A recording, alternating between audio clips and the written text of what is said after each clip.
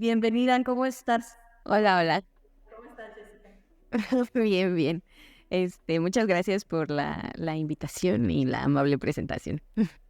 Pues, sin más, vamos a comenzar con el podcast. ¿Qué te parece, Jessica? Vamos a Sí. saber primero de tu apellido. ¿De dónde surge ese apellido? A mí me causa un poquito de... Fíjate que es mi nombre, es mi segundo nombre, sí. Y, aparte de eso tengo apellidos, pero de por sí ya es bastante largo el Jessica Lakshmi, entonces, normalmente me quedo con eso, sobre todo porque, pues, lo empecé a usar para que cuando empecé a hacer contenido para redes sociales, ¿no? Entonces, pues, me parece un poco más, amistoso que que andarme presentando como la maestra Jessica tal y así, o sea, trato de generar este ambiente de cercanía y de igualdad y de, pues, yo nada más tuve el privilegio de haber estudiado una carrera, pero al final, pues, estamos todos dentro del mismo hoyo que fue la pandemia, que es todavía un poquito. Entonces, pues, me parece importante presentarme como, pues, una persona más y ya, ¿no? Me parece genial y que creemos, ¿no? esa confianza y esa calidez, porque definitivamente estos espacios son para dar a conocer datitos que por ahí la gente no tiene a mano, para conocer perfiles profesionales y cómo se fueron formando, entre otros datos curiosos. Sí, sí. A nosotros nos encanta comenzar este podcast con una pregunta inicial y pues de ahí arranca, ¿no? De ahí arranca todo. ¿Cuáles fueron los 3 momentos que marcaron tu carrera profesional, ¿no? Y podemos ir desde el inicio y pueden ser momentos pues, no tan agradables, ¿no? O no tan fáciles porque la ciencia o la academia pues amerita muchísimas agallas y inteligencia, perseverancia, etc. Sí. Entonces, adelante, ¿qué nos puedes decir de esos 3 momentos que marcaron? Los momentos canónicos, diría la chaviza ahorita. Pues, yo cuando era pequeña lo que decía era que iba a ser doctora, ¿no? Pero, pues, cuando somos chiquis, pues, no nos referimos obviamente que vamos a estudiar un doctorado, sino a que iba a estudiar medicina, ¿no? Yo iba a ser, médico y un día, pues, recapacité y y decidí que tal vez ese no era el camino para mí, porque sí es una carrera que seguro es muy bonita y así, pero también requiere, pues, de un temple particular, yo creo. Y yo tiendo a ser como muy empática y a sufrir mucho con la gente, y dije: "Entonces voy a tener que cambiar, algo de lo que soy para no sufrir tanto y, pues, poder terminar la carrera, o la voy a sufrir muchísimo", y ninguna de esas 2 opciones me pareció como que era tan buena para mí. Y, pues, en esto sucedió, pues, en la prepa, ¿no? Cuando dije: "Bueno, ¿y ahora qué voy a estudiar? Ya no voy a estudiar medicina", y es lo que llevo diciendo toda la vida, ¿y ahora qué, no? Y pues, en la prepa me, topé con que la química se me facilitaba mucho. Alguna vez, o sea, algo que recuerdo mucho es que llegué tardísimo a un examen en quinto año de prepa, que es como el segundo año, ¿no? Llegué tardísimo y fui la primera en salir, ¿no? Y yo dije: "Pues, algo hice mal, esto no es posible". Y después sale el profesor por mí y, pues, pregunta, ¿no? Así: "¿Tú eres fulanita?". "Sí". Y yo dije: "Sí, ya, o sea, esto salió pésimo". Y ella me dijo: "Oye, no, pues, es que te fue muy bien en el examen y así, ¿no quieres participar en la olimpiada de química?". Y yo: "Ah, estaría padre, ¿no?". Al final los 2 muy distraídos, se nos pasó la fecha y no participé, pero pues, eso sí fue algo que me dijo: "Bueno, pues, esta carrera, bueno, esta materia me parece muy, me gusta mucho, ¿no? Y además se me facilita". Y dije: "Bueno, pero yo quiero estudiar algo que tenga que ver con ciencias de la salud", ¿no? Y ya investigando, pues, fue que me topé con, que existía la carrera de químico farmacéutico biólogo, y dije: "Bueno, esto tiene que ver con la salud, puedo hacer esto mismo que quiero de ayudar a las personas y estar involucrada como en la salud de la gente, pero no necesariamente voy a tener que tratar con pacientes, ¿no? No los voy a ver, sufrir y así". Y pues así acabé como POSED. Y también me gusta mucho la carrera porque, pues, es algo que, luego cuando lo cuentas en otros países, ¿no? ¿Qué estudiaste? Químico, farmacéutico, biólogo. Ah, o sea, ¿tienes 3 carreras? No, es una. Solo sabemos un poquito de cada cosa, ¿no? Y pues, te da la posibilidad de hacer un montón de cosas diferentes, ¿no? Como área termina. Yo la estudié en la Facultad de Química de la UNAM y pues no hay como áreas terminales como tal, pero sí dentro de las materias optativas que tienes al final de la carrera, pues hay como más enfocadas a microbiología y así, y otras enfocadas a pues desarrollo farmacéutico y otras enfocadas a farmacovigilancia. Yo me fui más por el área de microbiología. Pero pues me gusta, ¿no? Esta posibilidad que tienes al final de hacer muchas cosas, sobre todo cuando no sabes qué vas a hacer en el futuro, ¿no? Porque cuando nos dicen que a los 18 años ya tenemos que saber qué vamos a hacer para siempre, es una gran mentira. Y entonces, pues a mí me gustó esto de la carrera, ¿no? Que a pesar de que, bueno, sí, ya estoy como enfocada en algo, de todas maneras tenía la posibilidad de hacer muchas cosas. Y al final, pues me enfoqué en el área de microbiología, así, y pues ahí llevamos inmuno también. Y por azares del destino, acabé haciendo mi tesis de licenciatura en un laboratorio de inmunología. Y pues ese fue otro momento, ¿no? O sea, que sin saber qué iba a hacer al inicio, porque yo al principio pues ni siquiera sabía nada de inmuno, ¿no? Cuando empecé la carrera. Y pues acabé haciendo mis tesis en un laboratorio de inmuno. Ahí estudié la licenciatura, la maestría y y pues este camino de la inmunología, mucho del trabajo que tuve que hacer para mis tesis se relaciona con citometría de flujo. Y pues eso fue, yo diría que el tercer momento, ¿no? Ahora soy especialista en citometría, llevo 10 años trabajando con la técnica y pues eso me dio trabajo, ¿no? Al final algo que pues yo no imaginaba que iba a poder acabar ahí, pues es algo que me ha dado también muchas satisfacciones y que me permite seguir haciendo esto que me gusta, que es como saber mucho de muchas cosas, o más bien un poco de muchas cosas, y a través de la técnica, pues puedo colaborar con muchos proyectos distintos, ¿no? Obviamente muchos tienen que ver con inmunología, pero pues también la citometría se usa para un montón de cosas, entonces también trabajo en colaboración con estudios de cáncer, con también cosas que tienen que ver con veterinaria, entonces pues está muy padre y pues sigo aprendiendo, ¿no? Me permite seguir aprendiendo de muchas cosas y seguir colaborando y no es algo que hable en mi proyecto de divulgación, pero que sí me gusta mucho y que al final pues también esto de seguir aprendiendo cosas y demás pues ha tenido un impacto, ¿no? En mi proyecto de divulgación porque pues una sigue aprendiendo cuando tiene que estas ganas de enseñar, siempre tienes que seguirte actualizando y así. Pues qué padre, fíjate, dentro de tus momentos has mencionado cosas muy importantes, ¿no? Primero, esto de la madurez a los 18 años que nos exige el sistema educativo. Sí. Está bien cañón. O sea, está bien cañón, porque normalmente la madurez en la que tenemos esa edad no creo que sea suficiente para poder, ¿no? Y yo creo que hasta el 50% de nosotros, y me incluyo, tomamos malas decisiones o decisiones que no nos llevan al camino que nosotros queremos. Tuviste esa suerte seguramente sí elegir bien, ¿no? O sea, esta primera opción fue la que te convenció y en el camino que seguiste, para mucha gente que no, ¿no? Bueno, en este sentido, a mí me gustaría, ¿no? Que por ahí no me saltaras cuáles fueron los elementos que te ayudaron a decidir por esa carrera. Además de eso, de tus habilidades en la química.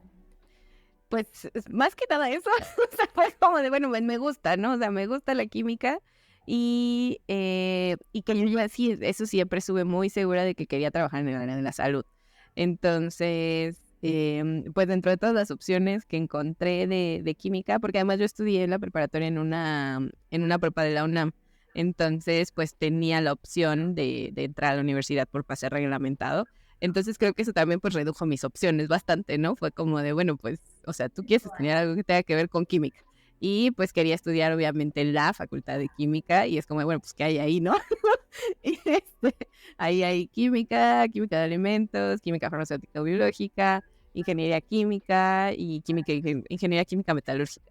Y pues ninguna de esas me llamaba como tanto la atención, o sea, estaba entre pues química solita, pero pues esa en realidad tiene otras aplicaciones que pues nunca fueron como un poco mi objetivo, ¿no? Entonces pues químico farmacéutico biólogo era como que lo que más se acercaba.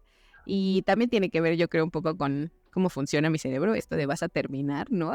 Entonces, pues ya estaba ahí, sí me gustaba la carrera y pues sobre todo esto de que no me permitía no tener como que ya un destino fijo, ¿no? O sea, también cuando estudias, pues medicina, por ejemplo, es como de, bueno, pues es la carrera de medicina, ¿no? Y de ahí, pues sí vemos muy poquito como nuestras opciones. Al final podemos hacer muchas cosas, siempre, ¿no? O sea, pero no lo vemos cuando estamos tan jóvenes, sobre todo. Es como de, bueno, pues voy a terminar la carrera y luego voy a hacer la especialidad. O sea, fue un poco lo que me pasó, ¿no? Fue como de, bueno, terminé de QFB, pero la verdad tampoco sabía qué quería hacer cuando terminé la carrera. Entonces, pues fue como, bueno, ¿y ahora? Pues voy a hacer la maestría, ¿no? Es lo siguiente más fácil, me gusta aprender y quisiera tener un poco más de especialización porque pues la competencia está muy cañona y no veía yo a ese punto tampoco como un área de, bueno, quiero trabajar aquí, ¿no? Era como de, bueno, pues yo sí prefiero seguir estudiando. Entonces me metí a la maestría e hice la maestría en ciencias químico-biológicas, o sea, un poco más de lo mismo, ¿no? Algo que no me centrara como en nada en particular y que no fuera como demasiado especializado en algún tema. Y pues al final acabé haciendo algo que sí es muy especializado, pero que pues nunca vi como una opción. Entonces creo que es importante que nunca nos cerremos a que esto es lo que voy a tener que hacer para siempre y a partir de aquí tengo que definir como mi futuro y que no pasa nada si a la mitad del camino decidimos cambiar de rumbo, ¿no? Porque pues ahora con los avances de la ciencia vivimos mucho. Entonces, la vida no se acaba a los 25 y podemos, pues si al final no estamos siendo felices con lo que estamos haciendo, pues cambiar, ¿no? Y decidir otra cosa. Yo, pues sí, como dices, tuve suerte de que pues lo que decidí hacer fue algo que siempre me gustó y nunca me dieron ganas como de dejar de hacerlo, pero también nunca he dejado de hacer otras cosas que me gustan, ¿no? O sea, me gusta mucho la música, por ejemplo, entonces estuve mucho tiempo en una banda y estuve en el coro de la UNAM y, o sea, traté de no dejar otras cosas que también me hacían feliz. Yo creo que ese debe ser nuestro objetivo en la vida, más allá de terminar tal carrera y hacer, pues, algo en particular profesionalmente hablando. Lo más importante siempre debe ser que seamos felices y nos sintamos plenos y ya, pues, a partir de ahí, haciendo lo que mejor nos salga, ¿no? Porque yo digo que el éxito al final viene del esfuerzo que le pongas y si algo no te gusta no te vas a esforzar lo suficiente. Entonces, pues se vale cambiar de opinión y se vale irse adaptando en el camino y ver otras opciones. O sea, a lo mejor estudiaste una carrera donde te dicen vas a poner un consultorio, pero igual y puedes acabar también en la industria, ¿no? O en algún proyecto de emprendimiento, así. O sea, nuestras opciones son infinitas. Nada más tenemos que imaginar un poquito más allá. Claro, claro. Y acabas de dar en el punto preciso, ¿no? O sea, no hay que ser tan rigurosos con el perfil que estamos hablando, ¿no? Porque al final es un mundo de oportunidades cada carrera y tienes que voltear a ver qué de esas oportunidades te puede atraer, si no probar otra, sucesivamente hasta encontrar el equilibrio, ¿no? No sé, entre estas otras elementos que te hacen funcionar, ¿no? Socialmente y entre elegir el área profesional a la que te vas a dedicar. Y bueno, dentro de la primera área que elegiste, pues fue la inmunología, ¿no? Que después yo creo que esto te llevó a ser partícipe de escritura de este capítulo tan importante a nivel mundial del COVID-19. ¿Nos podrás platicar un poquito ahí de este tema? Sí, pues te digo, yo llegué a hacer mis tesis ahí al laboratorio de Inmuno y cuando obviamente empieza la pandemia, pues nunca dejamos de trabajar, ¿no? O sea, fuimos muchos laboratorios de investigación y así pues se fueron a sus casas, ¿no? Porque pues dependían de muestras de pacientes y como saben, pues, muchos hospitales se reconvirtieron y yo trabajo en un hospital de tercer nivel donde se reconvirtió también y pues todos los laboratorios de investigación cerraron, todos los servicios cerraron porque pues todo se volvió COVID y y pues muchos laboratorios de investigación que trabajan con muestras de pacientes de nefrología, ¿no? Pues no los atendían, no iban, entonces se acabó mucha, o sea, se tuvo que parar mucha de la investigación, ¿no? Si no tenían ya como muestras para trabajar y así. Y los que trabajamos con Inmuno, pues todo se volvió COVID, ¿no? Y todos los proyectos, pues se ajustaron o se crearon nuevos proyectos pues, para hacer avances sobre este tema, ¿no? Mucha de la investigación avanzó sobre esto sobre todo durante los primeros 2 años de la pandemia. Y pues nosotros seguimos trabajando en el laboratorio sobre ese tema y nunca estuve encerrada en mi casa así al 100%. Lo más que hacía era no ir diario al laboratorio, pero pues yo seguí trabajando, ¿no? Junto con el equipo de ahí del lab. Y porque pues es inmuno, ¿no? Y la citometría pues se usa muchísimo para el estudio de la inmunología, porque pues al final es medir cosas en partículas en suspensión y pues qué más fácil forma de obtener partículas en suspensión que sangre de pacientes, ¿no? Entonces, pues trabajamos mucho con eso, hicimos muchos avances. El grupo de investigación con el que más colaboro pues está enfocado en este tema de la inmuno.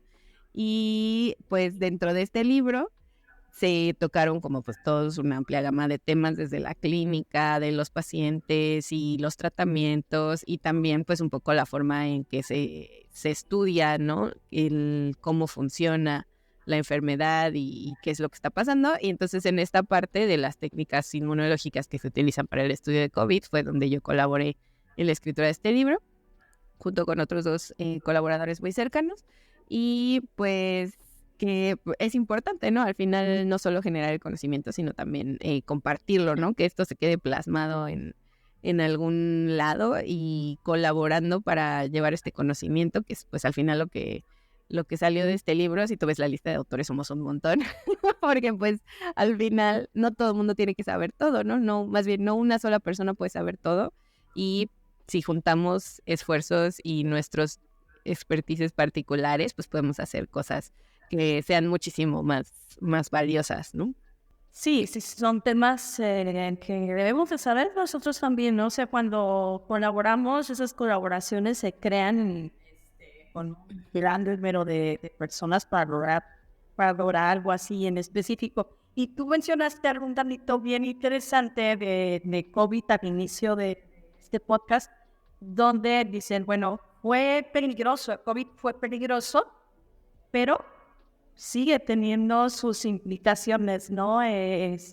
Socialmente, interacción, todo eso. Y obviamente, pues, cómo se va transmitiendo la enfermedad y eso. Al parecer, no sé, o sea, todos estamos ya muy laxos al respecto, muy relajados, ya casi olvidando el tema, ¿no? Por ahí hay muchos lugares donde todavía tienen las etiquetas de indicaciones, ¿no? Para guardar tu seguridad en el uso de cubrebocas, cuestiones, indicaciones de ese tipo. Pero tú como inmunóloga y después con tus otras especialidades, etcétera, ¿cómo percibes en este momento este problema sanitario?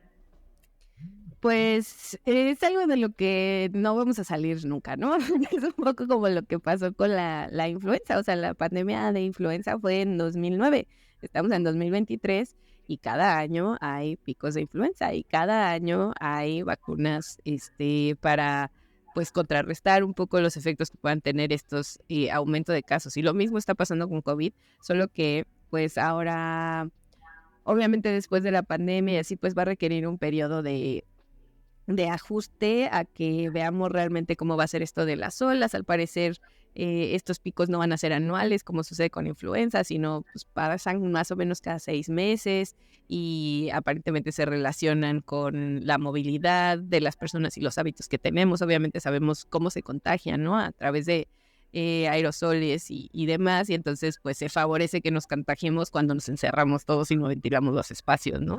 Como por ejemplo cuando hacemos la cena de Navidad o las posadas y demás, ¿no? Que estamos muchas personas en un espacio cerrado porque hace frío, ¿no? Porque es diciembre y entonces pues no ventilamos. Y también pues cuando salimos de vacaciones y demás, pues tomamos autobuses, tomamos aviones y pues eso hace que sean espacios cerrados donde pues si no ventilamos, esto favorece que si una persona anda enferma, y esa una persona todavía no tiene la conciencia de que pues debe usar una mascarilla bien ajustada para no andar contagiando a otras personas, pues eso hace que sigamos, ¿no? En este ciclo y como bien dices, o sea, como que ya se les olvidó a muchas personas y justamente hace poquito acabo de hacer un par de videos sobre el tema porque la UNAM sacó un comunicado de que pues mantengamos las medidas porque están subiendo los casos otra vez y demás y muchas veces contestan, ¿no? La gente que ya no quiere hacer nada dice, pues es que ya se va a quedar y tenemos que aprender a vivir con eso. Es como de, o sea, sí, pero aprender algo quiere decir que pues integraste un conocimiento y lo vas a aplicar para hacer las cosas mejor, ¿no? Y decir, aprender a vivir con ello, pero después no hacer nada, ¿no? Hacer como si estos 3, 4 años no hubieran pasado, pues entonces demuestra que no aprendiste nada. Sí, claro, yo estoy de acuerdo que tenemos que aprender a vivir con ello, pero eso implica, pues, que apliquemos los conocimientos que adquirimos, ¿no? Y que si andas moquiento, te pongas cubrebocas, o sea, esa es como la primera. Si estás enfermo de lo que sea, no tienes que esperarte a saber que es COVID. Cualquier moco que tengas es un bicho que le puedes contagiar a alguien. Y entonces, pues ponte mascarilla para evitar que eso suceda. Y si vas a estar en un espacio cerrado con muchas personas que no conoces y que desconoces sus hábitos y que alguna a lo mejor está moquienta y no se pone cubrebocas, pues entonces usar mascarilla en estos espacios va a disminuir la probabilidad de que nos andemos contagiando unos a otros, ¿no? Y pues algo que debimos de haber hecho durante estos años y que en algunos lugares se hizo, pero pues en otros no también, es ajustar la infraestructura, ¿no? Porque el ventilar los espacios no solo nos evita COVID, o sea, es que también no entendemos que las enfermedades respiratorias todas se transmiten pues prácticamente igual. Entonces eso nos va a evitar muchas enfermedades. Yo no sé tú, pero yo en esto que va de la pandemia me dio COVID, ¿no? Sí, me dio COVID como en diciembre del año pasado, o sea, aguanté 2 años, casi 3 años sin contagiarme, ¿no? Aplicando medidas y demás. Al final me contagié pues en una reunión con una amistad que venía, con un dolorcito de cabeza, pero no dijo ya hasta que estaba aquí. Entonces, pues, y además pues no lo asoció a eso, ¿no? Pensamos que ahí es donde me contagié pero pues sin embargo estuve así bien sin COVID, pero fuera de esa vez no me he enfermado de las vías respiratorias en estos 3 años, ¿no? Cuando pues antes de COVID me enfermaba cuando menos 2 o 3 veces al año y cuando me enfermaba muy fuerte, ¿no? Y ahora pues nada, porque las medidas que aplico, ¿no? Usar el cubrebocas en el transporte público, si estoy en una reunión, la oficina o así, pues eso me ha ayudado a ahorrarme muchas enfermedades respiratorias, ¿no? Más allá de COVID. Entonces, pues la situación va a seguir así y lo que requerimos es mucha más empatía, ¿no? De las personas y mucha más conciencia social y dejar de pensar nada más en nuestra comodidad personal, sino también en, pues, las implicaciones que tiene lo que nosotros hagamos sobre la vida de las otras personas, porque hay mucho que todavía no acabamos de entender de COVID. Al principio pensábamos, ¿no? Y todavía yo lo acabo de decir, una enfermedad respiratoria, pero realmente afecta más bien como al sistema vascular. Entonces, todo lo que tengamos venas y arterias, ahí te va a pegar el COVID. Y entonces, ¿dónde tienes venas y arterias? Pues en todas partes, ¿no? Entonces, por eso hay muchas secuelas neurológicas. Obviamente te da como pues un mayor factor de riesgo para que cosas que ya tuvieras ahí malas, ¿no? Alguna enfermedad cardiovascular que fueras a presentar y demás, pues eso te aumenta, ¿no? Tu riesgo. Y no quiere decir que porque ya nos dio COVID vamos a estar condenadas a que ya, ¿no? Todo va a ser muy malo y nos vamos a morir porque ya nos dio COVID. Pues no, pero debe ser una llamada de atención a que mejoremos nuestros hábitos generales, ¿no? O sea, para compensar un poco todo lo malo que nos puede traer COVID, pues entonces mejorar en el resto de las áreas para tener una mejor calidad de vida, porque yo creo que todas las secuelas, sobre todo las secuelas que está dejando COVID, van a ser una carga importante para el sistema de salud que igual y no estamos visualizando. Y si no tomamos como acciones de una vez, pues eso se puede volver muy grave sobre un sistema de salud que de por sí pues no se da abasto, ¿no? No se da abasto para tratar a todas las personas adecuadamente.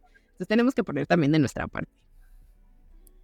Sí, es un tema que ya nos dimos cuenta cómo se tornó todo el sector salud pública y la capacidad que tenían. O sea, era inconcebible en todo el país, ¿no? Y en muchas partes del mundo también. Entonces, sí, como tú dices, crear empatía, ¿no? Algunas personas sí que en el transporte público toman esas medidas y varias traen cubrebocas, ¿no? Pero muchas otras te tosen casi enfrente o cosas así que no sigue estando la cosa bien, no la cosa pareja en cuestionar educación de este tipo. Pero bueno, vamos a seguir, ¿no? Con el tema de esto. Supongo que podríamos platicar, ¿no? Así ampliamente de este tema en podcast, por supuesto, vamos a llamar para un podcast.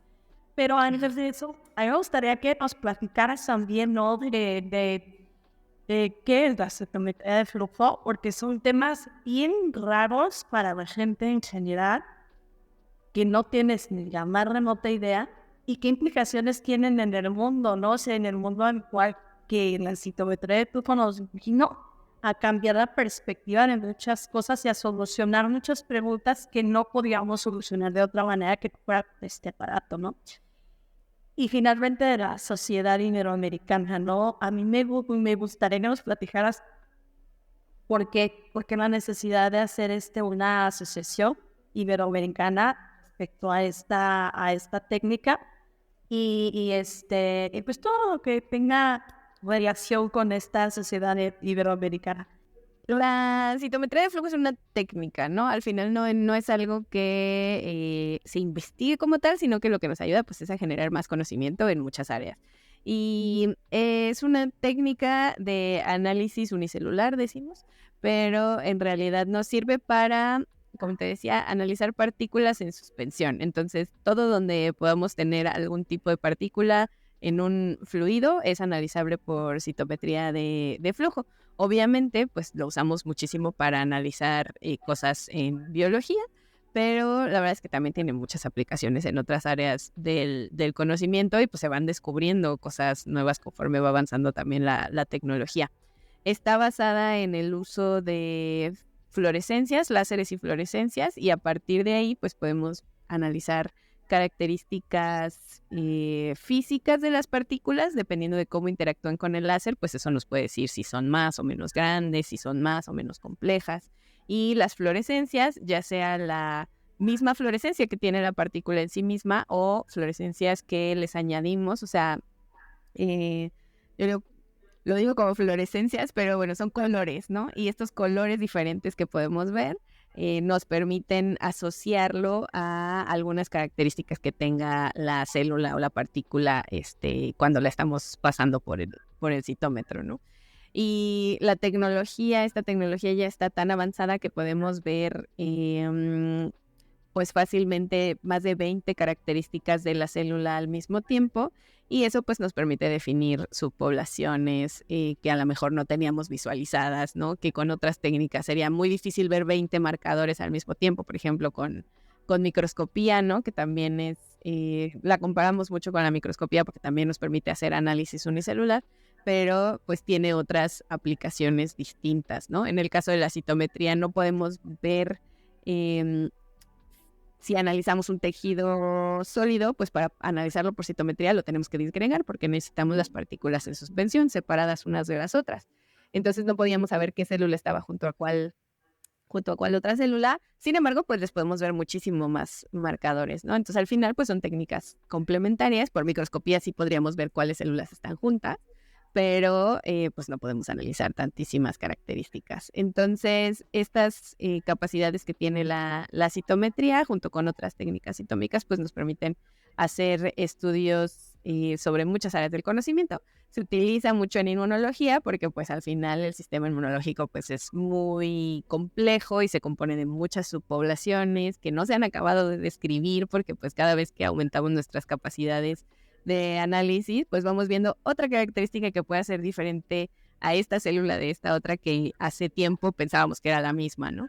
Entonces, pues nos permite hacer muchos avances en inmunología, pero también, como te comentaba antes, pues se utiliza mucho para el estudio del cáncer, también porque es muy cercano con la inmuno, pero porque, por ejemplo, las células cancerosas, pues tienen características distintas a las células sanas, ¿no? Y dependiendo qué características tengan, pues nos habla de qué tipo de cáncer es.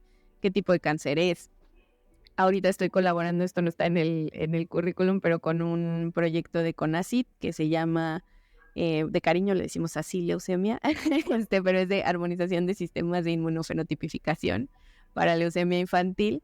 Y porque se utiliza mucho para el diagnóstico de leucemia la citometría y queremos que se haga bien y que todas las áreas médicas y citométricas que lo utilicen lo hagan de una forma armonizada y que estemos hablando el mismo lenguaje. Y entonces este proyecto se enfoca a eso, ¿no? A generar educación en ese sentido y para que pues podamos generar mejores resultados en algo que es muy importante como el diagnóstico de la leucemia en infantes, ¿no? Pero también se utiliza, como te decía, en temas de veterinaria, se puede utilizar para hacer sexado de espermatozoides, porque pues puedes ver la cantidad de DNA que tiene el esperma y eso te dice, ¿no? Si tiene X o tiene Y, y entonces se utiliza eso mucho en animales. Se pueden analizar, por ejemplo, levaduras para ver en el proceso de producción de vino, de cerveza, ¿no? Se utiliza para hacer esas cosas. Se pueden analizar la composición de algas en los cuerpos de agua, porque pues las algas tienen en sí mismas, ya emiten fluorescencia, entonces nos puede decir qué composición tienen de microorganismos ciertos cuerpos de agua, y eso a lo mejor nos puede hablar de la salud, ¿no? De ese ecosistema en particular, dependiendo de qué es lo que tengamos ahí. Y pues es como tan amplio el conocimiento que se puede generar en citometría, que puede ayudar a tantas áreas del conocimiento, que es importante que siempre haya educación al respecto y que sea actualizada. Y siendo una técnica tan especializada, pues de por sí ya tiene un lenguaje que a veces puede ser complicado, ¿no? De entender. Y como todo en la ciencia, la mayoría de la información se genera en inglés, ¿no? Y se maneja en inglés, pero no siempre cuando somos estudiantes, pues tenemos la posibilidad de saber este idioma de una manera pues, lo suficientemente avanzada para poder adquirir todos los conocimientos en ese idioma. Y creamos, o la idea un poco detrás del Latin Flow es generar este conocimiento también en español, ¿no? Porque pues hay muchísima ciencia que se hace muy bien en español y hay muchísimo de la técnica y muchísimos especialistas en citometría en Latinoamérica, iberoamericano en general, porque habemos muchos de Latinoamérica, pero también de España. Y pues que hablamos español y lo hacemos, y hacemos bien la ciencia, ¿no? Entonces necesitamos una forma de colaborar para llevar este conocimiento en nuestro idioma a pues quien lo necesite, ¿no? Para que los estudiantes sobre todo tengan pues esta facilidad de poder aprender sobre el tema, porque si tú les hablas de citometría, que es algo muy especializado en un lenguaje que pues también tiene su especialización, y además lo haces en un idioma que no es el suyo, pues es como si les estuvieras hablando en dos idiomas distintos al mismo tiempo, ¿no? Y eso pues lo puede volver muy, muy complicado. Entonces la idea de Latin Flow pues es esa, ¿no? Que podamos aprovechar el expertise de las personas que estamos en Iberoamérica y sabemos citometría, y que podamos llevar este conocimiento en nuestro idioma a más personas. Ahorita anda medio parada la sociedad, pero pues seguimos en contacto y las colaboradoras que empezamos con esto, y pues seguimos trabajando, ¿no? Para siempre generar cursos y demás. Y pues aparte de estar en el Latin Flow, soy parte de la Sociedad Internacional para el Avance de la Citometría, la AISAC, en inglés, y pues obviamente ahí colaboramos también con muchas personas que no solo hablan en inglés, ¿no? También que hablan en español. Y en la Sociedad Mexicana de Inmunología, donde tenemos el capítulo de citometría, y pues constantemente se están proponiendo cursos y talleres y demás de actualización y de introducción, porque pues en muchas áreas se utiliza esta técnica y pues siempre queremos que se haga de la mejor manera posible para que la aprovechen, ¿no? Para lo más que puedan. Oye, pues sí, qué bárbaro, qué bárbaro. Esta participación de áreas tan especializadas son pues muy, muy requeridas. Si todos tuviéramos la misma inquietud que tú, o la misma necesidad de llevar el conocimiento a estos otros sectores, México sería otro definitivamente, ¿no? cuestión de acceder a esa información que los chicos que apenas van iniciando, y esto te lo digo desde chicos que son bien curiosos desde la preparatoria, que ya andan indagando y que de repente se encuentran términos muy raros o técnicas muy raras que no pueden conocer así o de manera general. Con estos elementos, con estas sociedades, con estas interacciones con otras personas y cómo hacer que otras personas conozcan, estaríamos del otro lado, ¿no? Pero bueno, te felicito yo por estos tan bonitos y que no tires la toalla, ¿no? Al respecto, que sigas siendo partícipe de todos estos grupos que se abren para mostrar estos conocimientos tan especializados. Enhorabuena. Jessie, de verdad, yo admiro cada vez más estos perfiles tan preciosos que tiene nuestro país y que aparte de todo les da tiempo de hacer divulgación, ¿no? Y nos lo hacemos. Genial, platícanos de tu proyecto, ¿no? Que aparte es muy simpático a la vista, ¿no? Muy atractivo y que sobre todo el contenido es de muchísima calidad. ¿Cuándo decidiste empezar con este camino? Bueno, por acá dice que en enero 2021, ¿verdad? Pero ¿qué te motivó a llegar a este proyecto y cómo ha funcionado y cómo te sientes tú, ¿no? Haciendo este tipo de trabajo que nadie te lo paga, no te haces rica con esto, nada, ¿no? Es la retribución bien buena social. Sí, justo, pues ojalá fuera cierto eso que nos dicen cuando nos comentan en los videos de las vacunas. ¿Cuánto te pagan las farmacéuticas? ¿No? Quisiese. O sea, no. Sí, o sea, esto pues nace de la misma inquietud, ¿no? De compartir conocimiento. En enero de 2021, espero que nadie tenga un recuerdo muy cercano de esa ola de COVID, pero pues fue muy fea, ¿no? O sea, ya habíamos tenido 2 olas previas donde fallecieron muchos adultos mayores, después fallecieron personas que consideraríamos en la generación de nuestros papás, ¿no? Y en esa ola de 2021, bueno, finales de 2020, principios de 2021, estaba muriendo mucha gente joven. Y y se saturaron los hospitales y no había, pues, tanques de oxígeno, y no había concentradores, o sea, estuvo muy feo. Y la gente estaba en sus casas, pues, tratando como de hacer, pues, lo que pudiera, ¿no? Y uno de estos esfuerzos que hicieron, que pues obviamente no tenía ningunos frutos, era hacer oxigenadores caseros, ¿no? Oxigenadores así entre comillas, que era agarrar bombas para pecera y eso, pues el aire que echa la bomba, pasarlo a un vasito para que se burbujeara el aire y no saliera tan seco, y eso lo conectaban a las puntas nasales o a la mascarilla de su paciente en su casa, que lo que necesitaba era un tanque de oxígeno, ¿no? Y que una bomba para pecera, pues obviamente no hacía nada. Pero pues se hizo mucho este chisme, ¿no? De que eso funcionaba y tú veías videos de las personas con el oxímetro conectado al dedo y claro que sí les aumenta la saturación y lo único que hacía pues era retrasar el acceso a la atención, ¿no? Y pues yo empecé a ver muchos videos de esto, mi mamá me mandó algunos porque pues le estaban saliendo mucho en Facebook.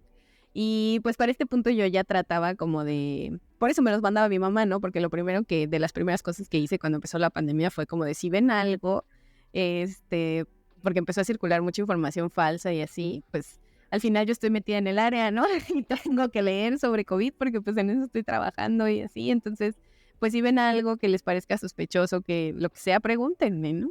Y pues ya estaba yo acostumbrada como a tratar de compartir esta información correcta y demás para tratar de no pues replicar mitos y de resolver dudas y demás, lo hacía en mis redes personales. Y cuando empezaron a salir estos videos, mi hermano me dijo, pues deberías de abrir un TikTok, o sea, tú sabes cosas y pues si las quieres compartir, las podrías compartir ahí con más personas. Y pues ya me bajé la aplicación. Busqué un video de estos de los oxigenadores, lo pegué, ¿no? Y expliqué por qué no funcionaba. Y a partir de ahí, pues, seguí compartiendo información. Al principio, pues, yo pensando que era lo que quería compartir y después, pues, me empezaron a hacer preguntas, ¿no? Y pues, de ahí viene, o sea, de esto de querer ayudar, de aprovechar mi privilegio, ¿no? Que tuve de estudiar una carrera universitaria, de dedicarme a esta área de la inmunología, de tener que estar leyendo de COVID todos los días. y que yo tengo muy claro que no todas las personas tienen que saber todo y está bien porque pues al final tenemos diferentes áreas de especialidad y nos falta mucha cultura científica en México y eso es culpa no solo de la sociedad, sino también de la misma ciencia y de la gente que la hacemos, porque había mucho, todavía, pues elitismo, ¿no? De, ay, si es que la ciencia, pues tú no la vas a entender, ¿no? ¿Por qué te la tengo que explicar? Pues claro que si te la explico con tecnicismos no la vas a entender. Si te la explico con los tecnicismos que a mí me ha tomado años aprender, pues no la vas a entender si no te dedicas a eso. Pero eso no quiere decir que no puedas entenderla si yo la pongo en un lenguaje que sea más sencillo, ¿no? Y no es que le baje el nivel, solo la estoy traduciendo a algo que esté más cercano a lo que tú ya conoces y con lo que trabajas todos los días.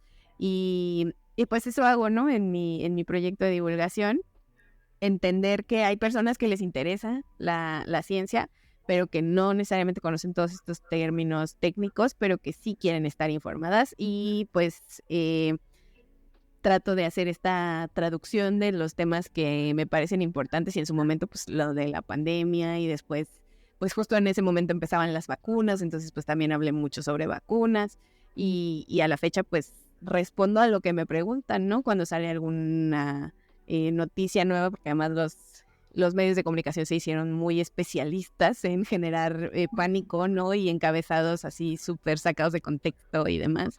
Entonces, pues trato de responder a todas esas cosas.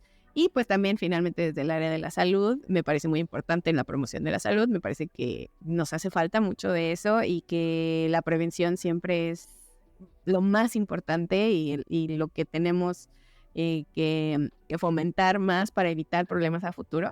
Entonces trato de hablar mucho de temas de cuidado, de prevención, de promoción de la salud, pues aprovechando lo que yo ya tuve el chance de estudiar y que me gusta, ¿no? Compartirlo con más personas y que pues también recibo como retroalimentación que sí les gusta, que sí les interesa y trato de hacerlo, ¿no? Pues cada vez mejor y por eso trato de poner que las luces y que la producción y así, porque al final pues al hacerlo en redes sociales necesitas atraer la atención de la gente, ¿no? Que se va a quedar si le interesa, pero que si tú no tienes así de que en 8 segundos hiciste o dijiste algo que llama su atención, de eso depende que se queden o no. Entonces, pues he tenido que ir aprendiendo y trato como todos los días de educarme y de mejorar y de estudiar, ¿no? ¿Qué significa la divulgación científica? Porque pues no nos enseñan a hacer eso en la carrera y también creo que por eso estamos como tan desconectados la gente que hace ciencia, porque no nos enseñan ni nos fomentan que lo hagamos. Y entonces pues hay que aprender, ¿no? Al final tenemos que aprender y pues me gusta esto de compartir conocimiento, de ayudar a las personas y yo tenía muy claro, siempre he tenido muy claro que quiero ayudar a la gente y jamás pensé que lo iba a hacer a través de videos de TikTok, pero, pero pues es algo que es mucho más tangible, ¿no? Que muchos de los avances que he tenido en ciencia, esto es pues algo que fácilmente puedo recibir esa retroalimentación de me sirve, no me sirve, me gustaría que fuera de esta manera y pues por eso seguimos aquí, porque pues a la gente le gusta y a mí pues me trato de hacer el tiempo de hacerlo, primero que nada, y de ir mejorando en cómo lo comparto y pues ahí está, ha funcionado y está padre, es algo que también me gusta mucho hacer. Sí, sí, sí, desde lejos se ve que disfrutas mucho de hacer ese tipo de contenido, ese tipo de divulgar la ciencia de esta manera tan fresca, tan digerible como tú lo dices. A mí me parece que estás cumpliendo con el objetivo que te planteaste, ¿no? O sea, sí nos enseña, y seguro que en la descripción de este video va a estar por ahí todas tus redes sociales y todos los lugares donde te podamos husmear, ¿no? Y estar ahí frecuentemente conociendo y aprendiendo un poquito más pues, de temas relevantes y de comunicarlos adecuadamente, que eso hace muchísima falta en cada ¿no? Y para cada tema. Yo creo que ya llegó al final, ¿no? Este bonito podcast, qué bonito conocer gente tan talentosa y joven como tú. A mí me gustaría que terminaras este podcast con algunas palabritas así motivadoras para los chicos que van a seleccionar su carrera o que están iniciando en una o quizá después de terminar su carrera profesional no saben para dónde. Después hablaremos de más temas, estoy segurísima contigo. Pero bueno, con esta retroalimentación, ¿no? Para los estudiantes, me gustaría que termines, ¿no? Con este. Sí, pues como ya lo mencioné antes, lo que tienen que pensar es qué les gusta, qué les hace felices, más allá de lo que les digan de fuera, porque a veces tomamos las decisiones que tomamos con base en lo que nos dicen que deberíamos de hacer y no siempre eso va a ser lo más adecuado para nosotros, ¿no? Al final, quien va a estar ahí metido en la carrera eres tú y quien te va a tener que llevar las friegas que son las carreras universitarias, pues eres tú. Entonces, mejor que lo hagas con algo que realmente crees que te llena y que te apasiona en ese momento. Y también, pues, se vale cambiar de opinión porque a veces pensamos que este es nuestro camino y a la mitad decimos, híjole, no era como pensaba, ¿no? Y me llama más la atención esta otra cosa. Entonces, también se vale. eh, Eres muy joven, si estás apenas entrando en la carrera, eres muy joven y entonces tienes mucho tiempo y se vale cambiar de opinión y vas a ser exitosa en eso que más te guste. Entonces, date la oportunidad de escoger lo que más te guste más allá de lo que te digan. Y si ya terminaste la carrera y de todas maneras no sabes para dónde vas, es normal. Es normal, todos vamos por ahí. Ve explorando diferentes áreas. También eso se puede, ¿no? O sea, ve explorando diferentes cosas hasta que pues encuentres eso que más te gusta y pues date la oportunidad sobre todo de pensar en qué es lo que quieres con qué vas a ser feliz y a partir de ahí se van dando pues solitos los éxitos, yo creo. Pues muchísimas gracias. Esto fue todo por este momento, para este podcast. Nos vemos hasta la próxima y no olviden dar clic a las redes sociales, a Facebook, Instagram, etc. Hasta la próxima. Gracias. Bye.